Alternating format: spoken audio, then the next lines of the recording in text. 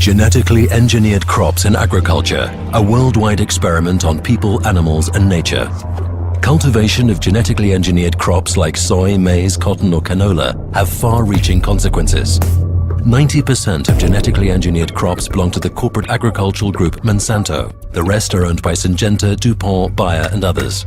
Genetic manipulation of crops can have uncontrollable consequences. The function of genomes is only partially understood, but foreign genes are still introduced into crops. These genetically engineered crops are widely cultivated outdoors, where they cannot be controlled.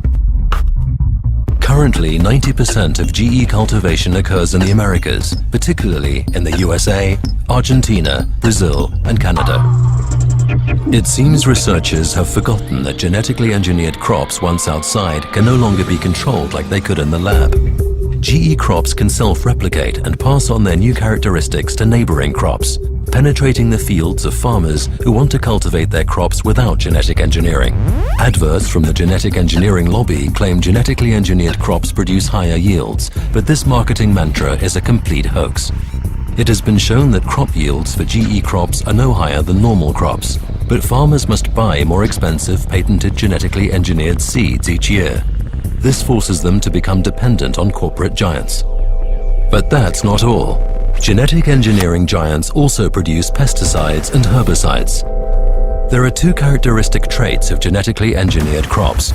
They are either resistant to herbicides, in which case the genetic engineering company itself produces the suitable herbicide, or the genetically engineered crop emits an insecticide.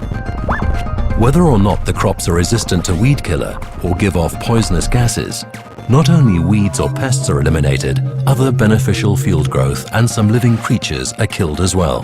But nature adapts, so pests and weeds develop resistance to pesticides. And that means that increasing amounts of stronger pesticides will be used. Especially grave consequences are observed in this respect in monocultures. For example, in South America, rainforests and other natural landscapes are destroyed every day to make room for genetically engineered monocultures and pasture.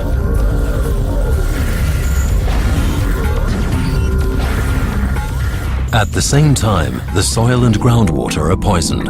On top of that, the genetic engineering lobby claims genetically engineered crops can help to reduce world hunger. Genetic engineering is not the answer. There is enough food on Earth. The problem is that it's not distributed fairly. But the fact is that most genetically engineered crops find their way into the livestock chain, so they end up as meat or dairy products in supermarkets.